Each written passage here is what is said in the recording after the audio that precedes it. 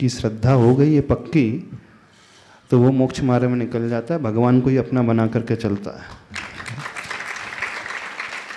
जैसे आचार्य प्रवर गुरुदेव महाराज जी ने, पूज्यवर विद्यासागर महाराज जी ने प्रभु से लगन लगा ली और सन 1968 में 30 जून के दिन ही दीक्षा ग्रहण की, और आने वाला कल का दिन 30 जून, वह भी संयोग से इस बार तिथि और तारीख दोनों ही एक ही दिन आ रहे हैं, आषाढ़ सुदी पंचमी।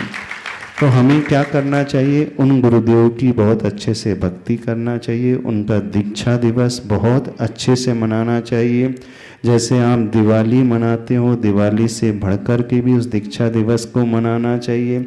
हर एक व्यक्ति के घर में रंगोली हो, दीपक हो, तोरण द्वार सजा हो, और वह एक दिन का संकल्प ले कि जैसे आचार्य भगवान ने दीक्षा के दिन उपवास पूर्वक दीक्षा ग्रहण की थी, तो विषय भोग भोगते हुए तो जीवन बीत गया, तो उस दिन हम उपवास करेंगे।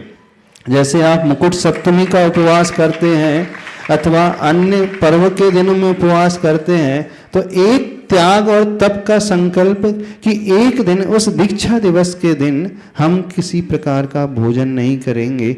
जीवन भर हम शरीर के लिए जिए हैं, एक दिन हम आत्मा के लिए जिएंगे।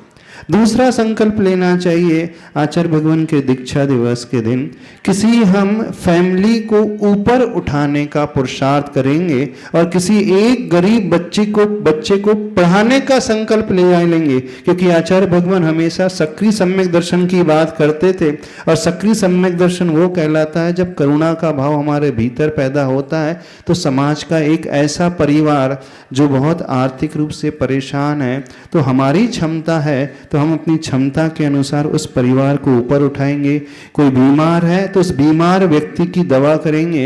यानी इस दीक्षा दिवस में यह संकल्प, किसी बीमार की हेल्प करेंगे, किसी अज्ञानी व्यक्ति के अज्ञान को दूर करने के लिए ज्ञान का दीपक चलाएंगे, और किसी एक परिवार में हम खुशहाली अवश्य लेकर के आएंगे, और स्वयं की आत्मा के लिए शरीर से मोह त्याग करके इस दिन विशेष रूप से उपवास का संकल्प लेकर के प्रभु भक्ति और गुरु भक्ति करेंगे। बस यह संकल्प जिस दिन आपके भीतर आ जाएगा, तो सच्चे रूप से आप गुरु भक्त माने जाओगे और उस रास्ते पर चलने वाले माने जाओगे जिस रास्ते पर आचार्य भगवान चले थे।